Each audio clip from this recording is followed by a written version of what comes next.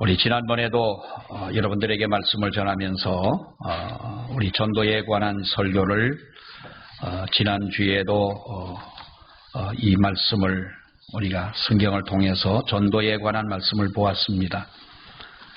오늘도 역시 우리가 마가복음 16장 15절로 20절에 있는 이 말씀을 가지고 하나님이 우리를 택하신 그 이유가 무엇일까?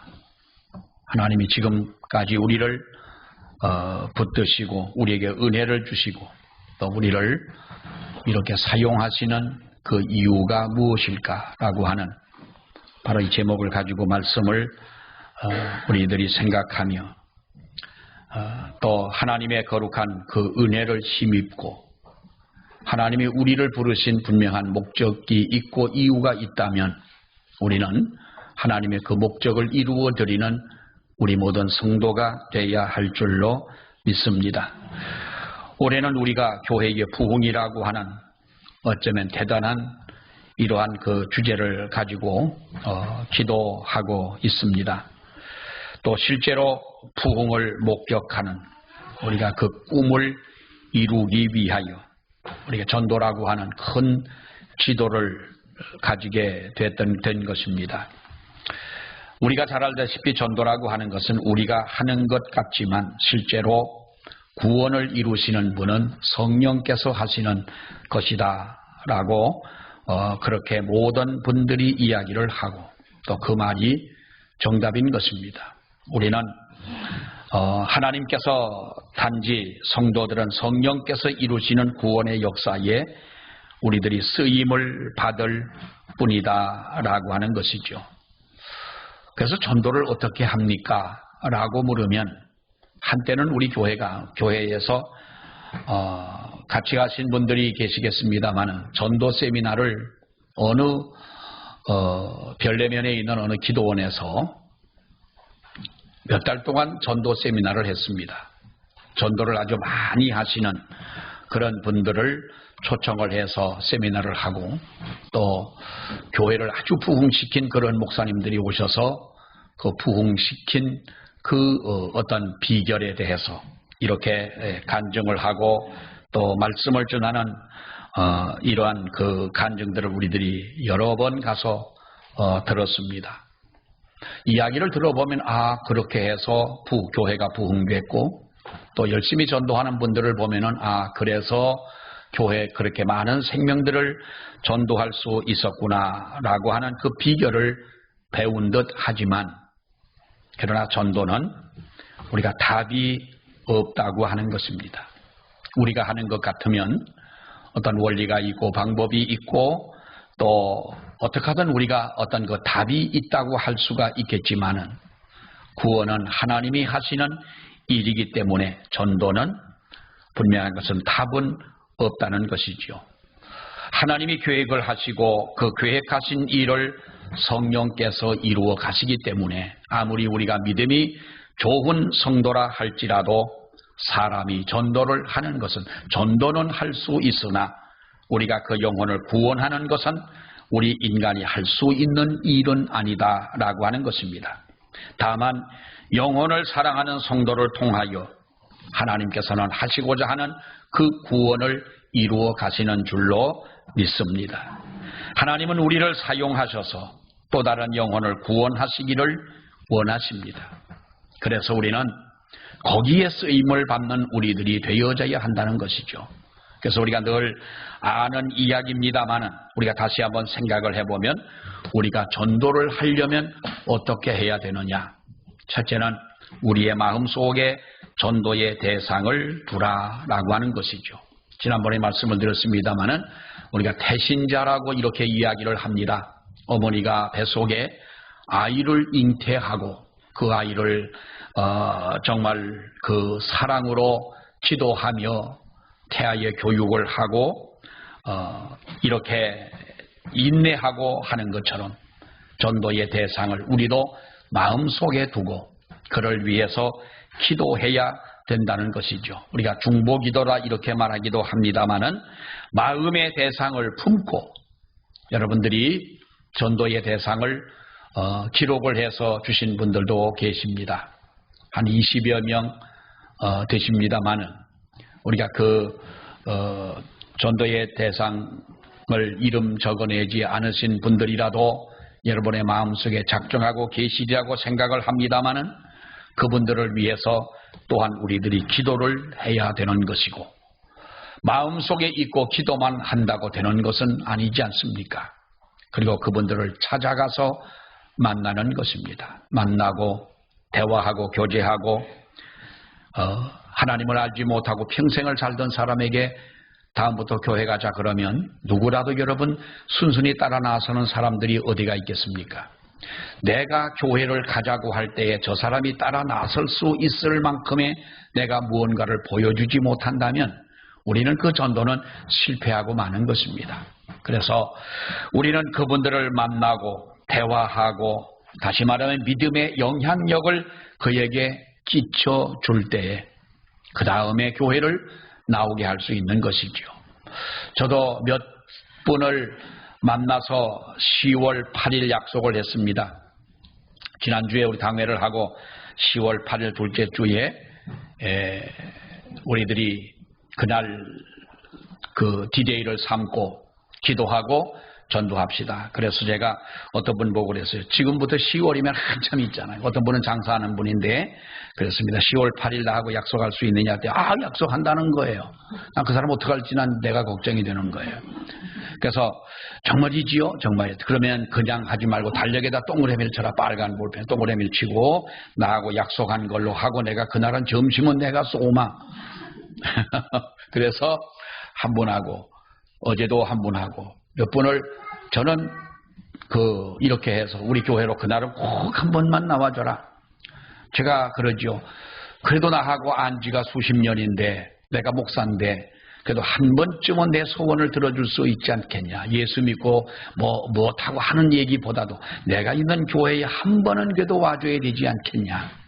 그러니까 한번 그날이 언제냐. 10월 8일이다. 그날을 한번 나하고 약속을 하자. 교회로 데려오는 것입니다. 우리가 기도하는 것은 저는 걱정이 그겁니다. 처음으로 교회를 나온 사람, 억지로 끌려온 사람, 마지못해 와서 앉아있는 사람, 또 누구의 체면을 봐서 한 번 나와주기로 약속했으니 한 번만 나가리라고 이렇게 나와 있는 분들, 그분들에게 그날에 예배를 드리며 하나님의 복음을 전파할 때에 하나님께서 어떻게 주의 성령이 그들의 마음을 만져주시고 두드려 주시고 인도해 주셔야 되지 않겠냐. 그래서 교회를 이끌어 나올 수 있도록 하는 것이고, 교회를 나온다면 그들이 교회에 정착할 수 있도록 우리들이 도와줘야 된다고 하는 것입니다. 여러분, 교회 나온다고 그분들이 다 정착 교인이 아닙니다. 어떤 분은 한 달 나오고 어떤 분은 6개월을 나와도 어떤 분은 1년을 다녀서도 교회에 정착하지 못하는 분들이 많습니다. 아이를 낳았다고 낳은 것만 가지고 여러분 부모의 역할을 다 한 것은 아닙니다. 그 아이가 자라도록 먹여줘야 하고 그를 길러줘야 하고 여러분 그를 보호해줘야 하고 부모의 역할이 얼마나 여러분 많습니까? 그렇게 해서 우리가 10월 8일에는 우리들이 기도하고 전도하는 그 전도의 대상을 초청을 해서 잔치를 하고 하나님의 복음을 들을 수 있는 기회를 우리들이 제공하고자 할 때에 여러분, 이를 위해서는 시간이 필요하고 우리에게 인내가 필요하고 우리에게 물질이 필요하고 또 그를 위해서 기도하는 것도 기도하지만 그를 찾아가 만나고 우리가 그를 하나님 앞으로 인도하기에 우리의 육신적인 수고도 분명히 있어야 하는 것 아니냐라고 하는 것입니다. 이것을 우리가 투자하지 않고는 할 수가 없는 것입니다. 영혼을 위하여, 영혼의 구원을 위하여 우리가 투자하고자 하는 것은 여러분 물질이 아까운 것은 아니지 않습니까? 가끔 우리는 아프리카의 어린이들이 뼈만 앙상하게 남아서 숨도 제대로 쉬지 못하고 곧 숨이 멈출 것만 같은 그런 어린아이들의 사진을 많이 여러분 봅니다. 텔레비전을 보다 보면 가끔 어떤 프로가 끝나자마자 그런 그 광고 그 사진이 뜨는 것을 보게 됩니다. 여러분 그런 사진을 볼 때에 여러분들의 마음은 어떤 생각이 듭니까? 정말 안타까운 마음은 누구나가 다 가진 것 아니겠어요? 가장 여러분 마음 아픈 것은 그래요. 꼭 물론 방송을 내보내기 위해서도 그렇습니다만은 엄마 아버지가 이혼을 했거나 엄마 아버지가 돌아가셨거나 그래서 할머니 손에서 자라는 아이들을 보면은 할머니는 꼭 아픈 집만 나오는 거예요. 할머니는 아프고 아무것도 할 수가 없고 집에는 먹을 것이 없습니다. 우리나라의 옛날 화장실처럼 그렇게 집을 지어놓고 살아가는데 이제 10살, 11살, 12살 되는 그런 어린 나이의 아이가 그 밑에 있는 동생 2~3명을 데리고 그 2~3명의 먹을 것을 구하려고 하루 종일 남의 일을 해줍니다. 얻어왔지만은 그 모든 식구가 먹을 수 있는 양이 되지를 않습니다. 얼마나 여러분 배가 고프겠어요. 그래서 동생들을 먹이고 자기는 그래도 형이고 누나라고 앉아서 동생들의 먹는 것을 바라보고 있는 그들을 볼 때에 우리들이 그야말로 빵이라도 하나 그에게 물려주면 얼마나 그 아이들이 여러분 그야말로 놀랄 일 아니겠습니까? 그렇게 흔하고 우리들은 잘 먹지 않으려고 하는 라면이라도 하나를 끓여준다면 그들이 얼마나 여러분 행복해 하겠습니까? 참 너무나도 안타까운 거예요. 아프리카만 그런 것이 아니라 한때는 북한의 어린아이들의 영상 사진을 본 적이 있지 않습니까? 저런 아이들을 누군가 먹을 것을 주지 않으면 곧 죽을 수밖에 없겠구나 하는 그런 어린아이들을 보면서 여러분 누군가 그들에게 먹을 것을 줘야 되지 않겠느냐. 실제로 사람이 먹을 것을 먹지 못해서 굶어 죽은 사람들이 90년도 중반에 북한에서는 여러분 고난의 행군이라고 하는 그 시기에 굶어 죽은 사람이 300만이 넘는다고 그러지 않습니까? 정말 그럴까? 저는 처음에 그랬어요. 믿지를 못했어요. 정말 300만 명이 죽었을까? 그랬는데 탈북한 분들의 이야기를 들어보면 300만도 훨씬 넘는 사람들이 죽었다는 거예요. 그런데 이러한 사람들이 멀리 있는 아프리카나 북한이나 이런 곳만 있는 것이 아니라 우리의 주위에도 있다고 여러분 한번 생각을 해보세요. 우리 주변에 먹을 것을 먹지 못해 죽어가는 사람은 아마도 그런 사람은 없을 것이겠습니다만 여러분 한번 생각을 해보십시오. 우리들이 영적으로 하나님 앞에 영적인 눈을 가지고 그들을 볼 때에 세상 사람들을 볼 때에 육신적으로 먹을 것은 있고 육신적으로 입을 옷은 입었고 그들이 살아갈 가정은 있다 할지라도 에스겔 골짜기에는 마른 뼈처럼 세상의 모든 사람들이 영적으로 얼마나 헐벗고 굶주리고 죽어가고 있느냐라고 하는 것입니다. 만약에 이러한 사람들에게 믿음을 가진 우리가 하나님 앞에 기도하는 우리들이 저들에게 하나님의 복음을 전하지 않는다면 여러분 우리는 악한 인간이라 이렇게 부를 수도 있다고 하는 것입니다. 예수 그리스도는 생명의 떡이라고 그랬습니다. 내가 생명의 떡이다. 주님이 계신 곳에는 먹을 것이 풍성했습니다.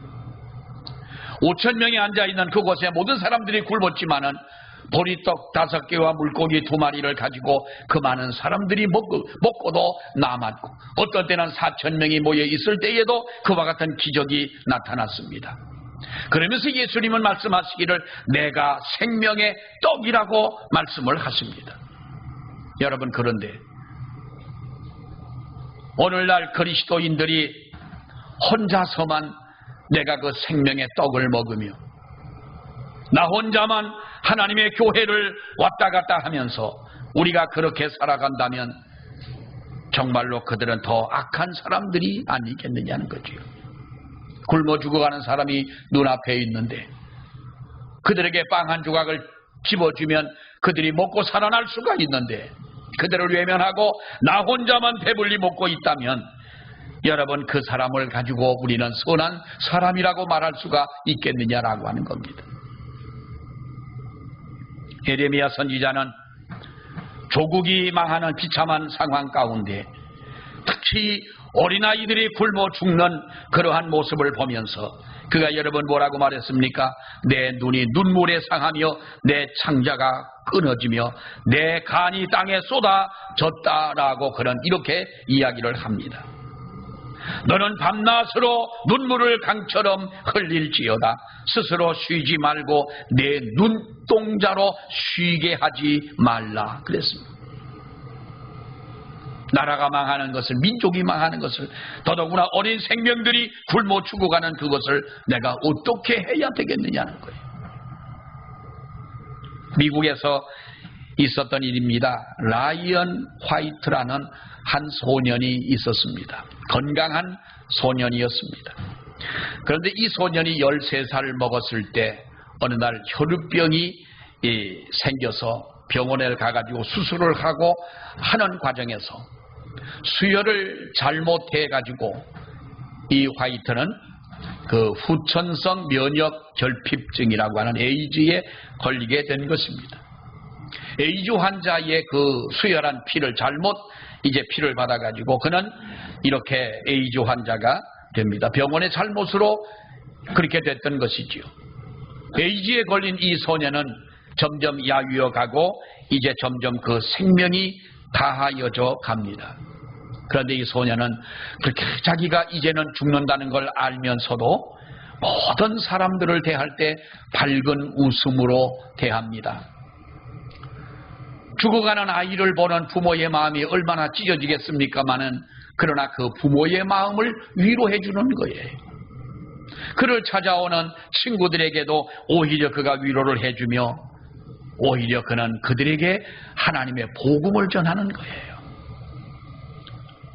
그리고 그는 5년 더 살다가 이제 마침 세상을 떠나게 됩니다마는 에이즈라고 하는 병에 걸려서도 병원의 잘못 때문에 그가 그렇게 죽어가면서도 웃음을 잃지 않고 부모를 위로하고 친구들을 위로한다고 하는 이런 이야기가 미국 전역에 퍼지게 됐을 때 그 당시 대통령이었던 레이건 대통령이 그 화이트를 찾아가서 위로를 해줍니다. 유명한 마이클 잭슨도 그 가정을 찾아가서 위로를 해 주었습니다. 그리고 그가 마지막 이제 하나님의 부름을 받으려고 할 때에 마지막으로 주고받은 아버지와의 대화가 어느 기독교 신문에 실리게 되었습니다.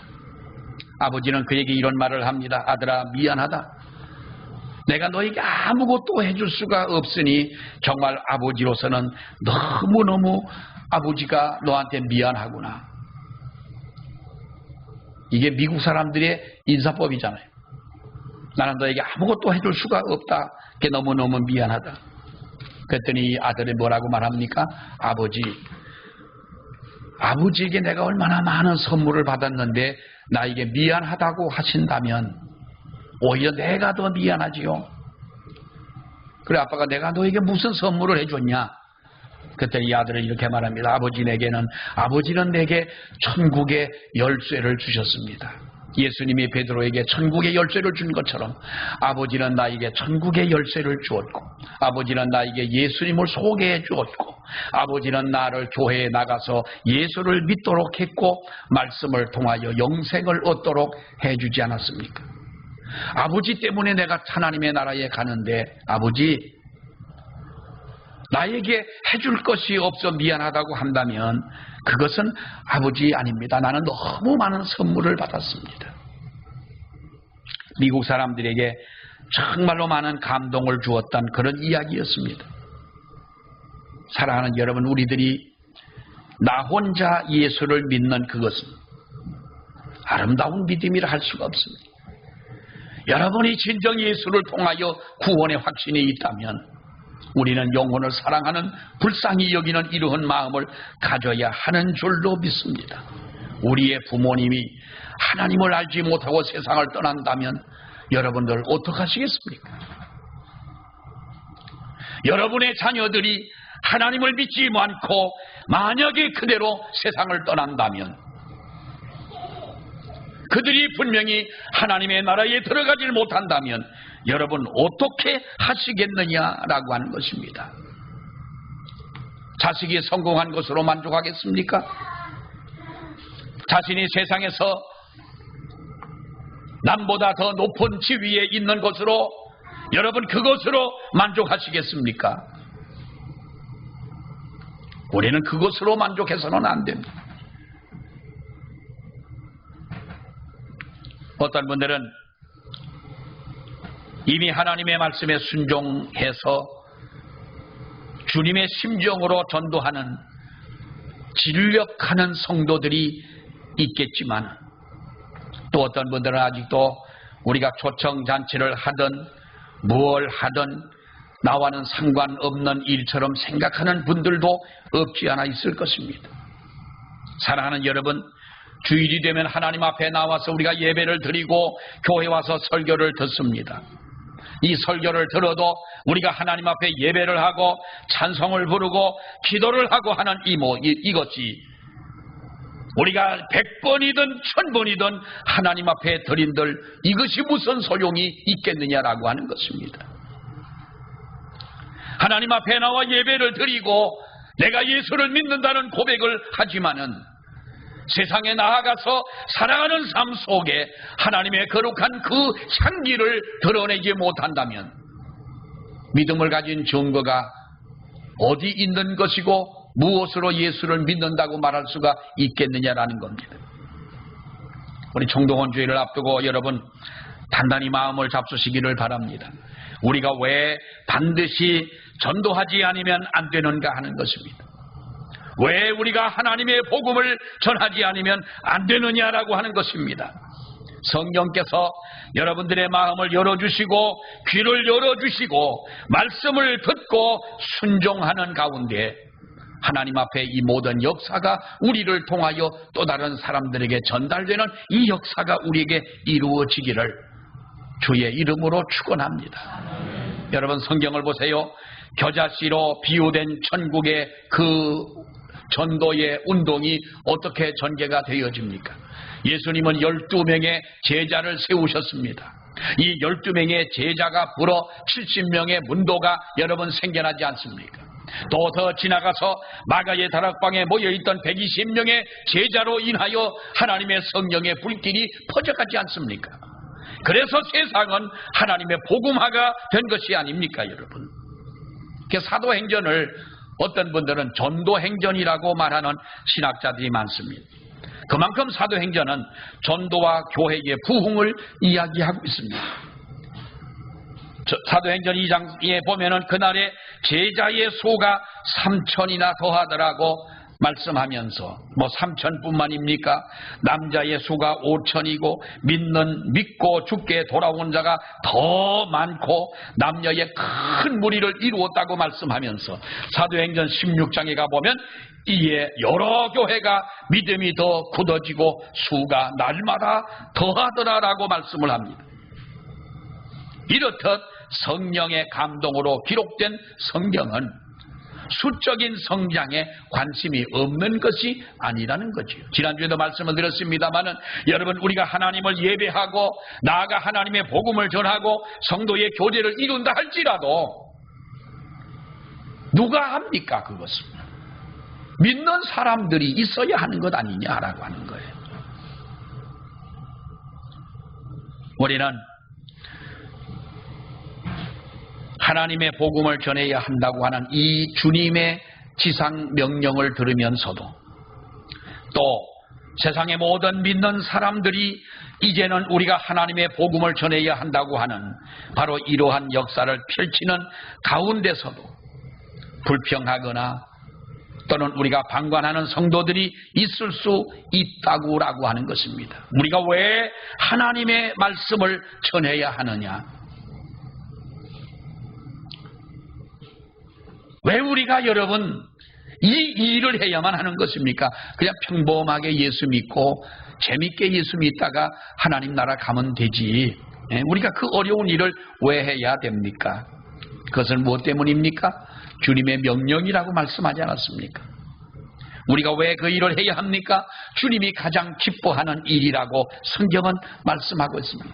누가복음 15장의 말씀에 보면은 여러 가지 비유가 나옵니다. 이런 양의 비유가 나오고, 이런 드라크마의 비유가 나오고, 또 밑에 보면은 우리가 탕자의 비유가 나오게 되는 것입니다.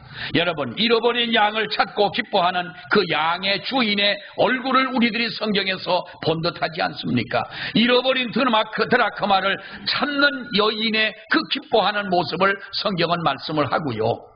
탕자가 돌아왔을 때 기뻐하는 그 아버지의 모습은 모두 잃어버린 죄인을 찾게 됐을 때 하나님이 기뻐하시는 그 하나님의 심정이 아니냐라고 하는 거지요. 그리고 우리는 하나님의 복음의 진리에 대한 확신을 가지고 있는 우리들이라면, 여러분, 우리는 하나님의 말씀을 전하는 이 일을 해야 될 줄로 믿습니다. 공자가 그런 말을 합니다. 아침에 도를 깨달으면 내가 저녁에 죽어도 여한이 없다라고 말을 했어요. 그리고 그는 우리가 볼 때에 진정한 도를 깨닫지 못하고 그는 죽고 말았습니다.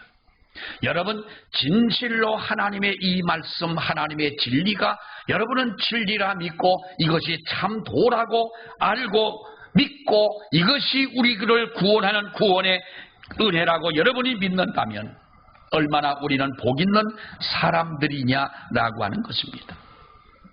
만일 복음 진리 이외에 더 탁월한 진리가 있으면 그것이 무엇입니까? 더 탁월한 진리는 없는 것입니다. 그러므로 우리가 이 탁월한 진리, 하나님의 복음을 가진 우리들이라면, 사랑하는 여러분, 이것을 믿는 우리들이라면 우리는 주님이 우리에게 하라고 하신 그 명령에 순종하는 저와 여러분들이 돼야 할 줄로 믿습니다. 그리고 다시 한번 우리는 영혼에 대한 긍휼함, 우리가 영혼에 대한 진정 우리가 그를 불쌍히 여기는 마음이 있어야 된다고 하는 것입니다. 마태복음 9장에 보면 이런 말씀이 있습니다. 예수께서 모든 도시와 마을에 두루 다니사 그들의 회당에서 가르치시며 천국 복음을 전파하시며 모든 병과 모든 약한 것을 고치시니라. 무리를 보시고 불쌍히 여기시니 이는 그들이 목자 없는 양과 같이 고생하며 기진함이라 그랬는데요. 여기서 보면은 주님은 그들을 불쌍히 여겼다라고 합니다. 불쌍히 여겼다고 하는 이 말이 그냥 우리가 뭐 동정심이 같다라는 말이 아니고 창자가 끊어질 듯한 아픔의 그 어떤 불쌍히 여기는 여김이라는 거예요. 우리가 단장이라고 해요. 단장. 단장이라는 말의 유래를 언제도 말씀을 드렸습니다마는 진나라의 장군인 환온이 바로 총나라를 치러 가려고 배에 잔뜩 군인들을 싣고 이제 그 양자강을 거슬려 올라가는데 어느 중간쯤에 갔을 때에 벼랑 끝에 놀고 있는 원숭이 새끼 한 마리를 붙잡아 가지고 배 안에 가지고 싣고 갑니다. 주변에 있던 어미 원숭이가 그 새끼 원숭이를 배에 싣고 가니까 배 그 강 기슭으로 쫓아오면서 소리를 지르면서 그 어미가 따라옵니다.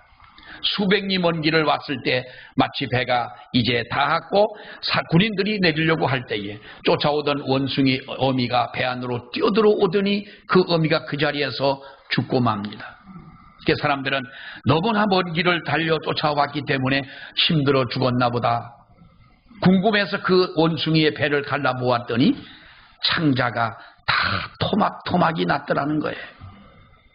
그것을 가지고 단장이라는 말의 유래가 생겼다 그럽니다.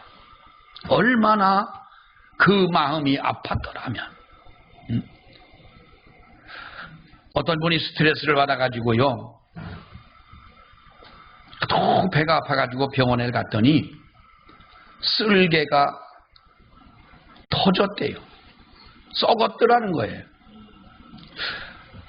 그래서 의사가 그 병원을 제가 갔습니다. 병문안을 가서 도대체 어디가 아파서 그랬냐 했어요.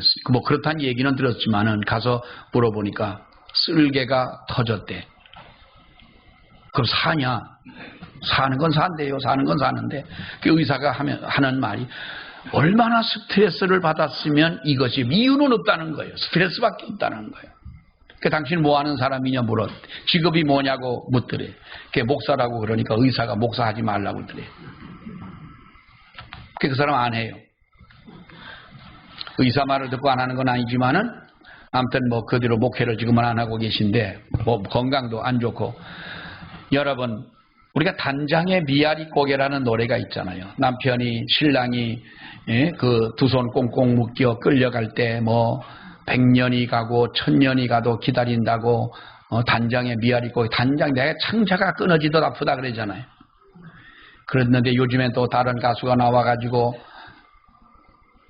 단장의 미아리 고개가 신단장의 뭔가 아무튼 뭐 그때는 그랬는데 뭐 하면서 그 나만 알고 있나 봐요. 가사는 잘 모르는데 그런 노래가 있어요. 뭐 갈 테면 가라지 뭐 그때는 그랬지만 뭐 그러지 않습니까?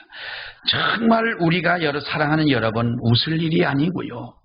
내 자식을 바라보며 창자가 끊어질 듯한 아픔을 가지고 불쌍히 여기는 영혼을 사랑하는 마음을 우리가 한 번이라도 가져봤느냐라고 하는 거예요. 이것은 우리가 기도해야 할 일이고 이것은 우리가 그리고 실천해야 할 일인 줄로 믿습니다. 메투엘리라고 하는 유명한 신학자가 있습니다. 그는 예수 그리스도에 대하여 이렇게 말합니다. 그를 하늘에서 지상으로 또한 거기서 십자가로 이끌어 온 것은 영혼에 대한 긍휼이었다고 말하면서 기독자의 최고의 연민은 영혼에 대한 연민이다. 그것은 최고로 그리스도를 닮은 것이다 라고 말을 했습니다. 우리 그리스도인들의 최고로 주님을 닮은 것이 무엇이냐? 주님이 영혼을 사랑하기 위하여 이 땅에 와서 십자가를 지신 것처럼 우리도 그렇게 주님을 바라보며 그렇게 주님을 닮아간다는 거예요. 불교에서 사용하는 말 가운데 비원이라는 글귀가 있습니다. 비원이라고 하는 것이 물론 뭐 불교에서 만든 글은 아니지만은 이 비원이라고 하는 말의 뜻은 꼭 이루고자 하는 비장한 어떤 소원 뭐 그런 의미의 이 한문 글인데요. 이것을 불교에서는 뭐라고 말을 하냐 하면 모든 중생이 극락왕생하기까지 나 자신의 낙원행을 거절한다 라는 말이에요. 왜 목사님 불교 중들이 하는 말을 왜 합니까? 그럴지 모르겠지만 여러분 한번 바꿔 생각을 해보세요. 참 구원이 없는 종교에서도 거듭남이라고 하는 체험이 없는 그런 종교에서도 이 같은 구령의 열정이 있다면 그리스도인들에게 이만한 열정이 없어서야 되겠느냐라고 하는 거예요. 사랑하는 여러분, 저의 지루한 설교를 3월 내내 들으셨습니다. 뭐 한 번만 하면 되시지 전도에 대한 설교를 왜 그렇게 자꾸 하셨습니까?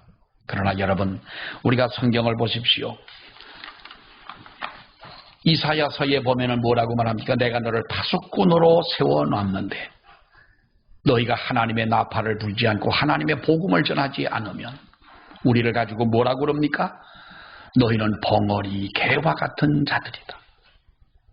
너희 배만 위하는 자들이며 뿌리가 없는 나무와 같은 존재들이고, 그래서 하나님의 말씀을 가지고 이 말씀을 믿고 순종하고 그리고 이 복음을 전하는 성도가 되어질 때에 우리는 하나님의 쓰시는 사람이 되고 하나님의 은혜를 받은 자요 하나님의 복을 받는 자가 될 줄로 믿습니다.